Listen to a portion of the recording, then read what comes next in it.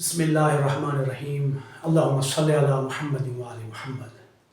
ایام فاطمیہ ایام عزا ہیں، خاتون جنت کی مصیبتوں کو بیان کرنے کے دن ہیں۔ خاتون جنت نے یہ مصائب اور مشکلات ولایت کے دفاع میں برداشت کی ہیں۔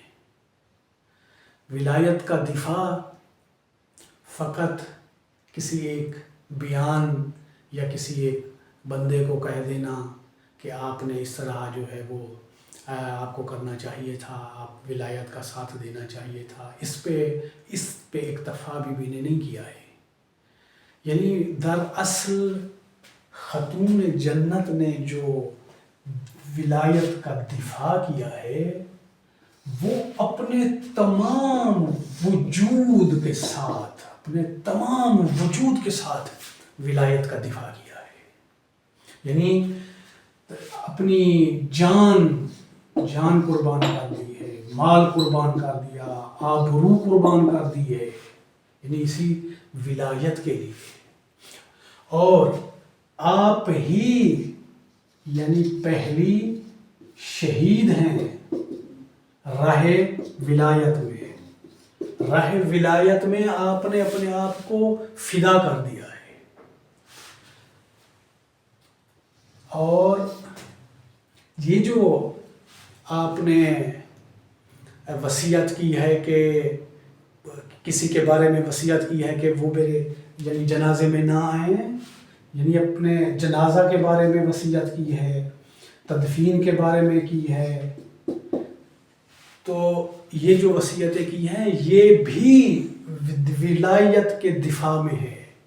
بعض لوگ یہی کہتے ہیں کہ بی بی کا مثلاً کسی سے ناراض ہونا یا اس طرح کی جو باتیں ہیں یہ ان کا یہ ایک اپنا ذاتی ایک مسئلہ تھا اور ذاتی رنجش تھی، ایسا ہرگز نہیں ہے۔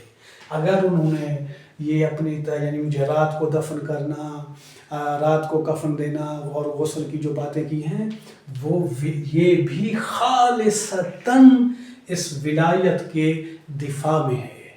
اور اس طرح کا یہ وصیت کرنا دراصل یہ قیامت تک یہ سوال رہے گا کہ خاتون جنت جو جنتی عورتوں کی سردار ہے، جو سید الانبیاء نے جسے بضعۃ منی کہا ہے، بالآخر وجہ کیا تھی کہ اس نے یہ وصیت کی کہ مجھے اے علی مجھے رات کو غسل دینا، مجھے رات کو کفن دینا اور میری جو ہے وہ تدفین جو ہے وہ رات میں ہو، اور یہ جو ہے اور جو قبر کا نشان بھی مٹا دیا گیا ہے، ابھی تک قبر مخفی ہے۔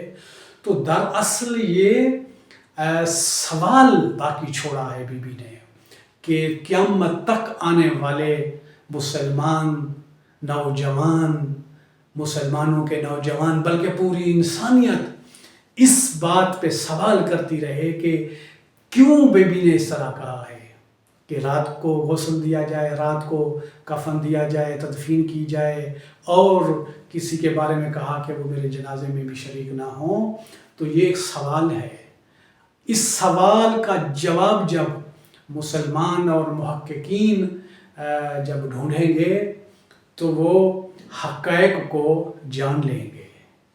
اور یہ بی بی کی فداکاری ہے کہ امام زمانہ نے فرمایا ہے کہ سیدہ صدیقہ میرے لیے اسوہ ہیں، میرے لیے نمونہ عمل ہیں۔